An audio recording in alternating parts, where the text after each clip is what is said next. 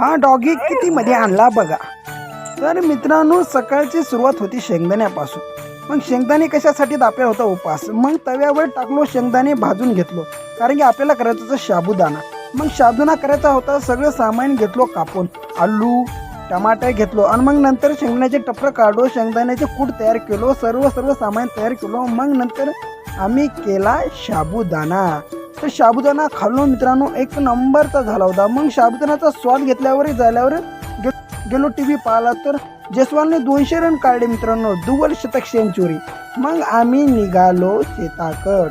मग शेताकडे निघालो, शेताच्या रस्त्याने गेलो. मग नंतर आलो रानामध्ये. आम्हाला कापायची होती तिखी. मग तिखी म्हणलं तर सरसो कापून घेतलं, कुठं लावलो. तर रानामध्ये कापून घेतलो, ढीग मारला.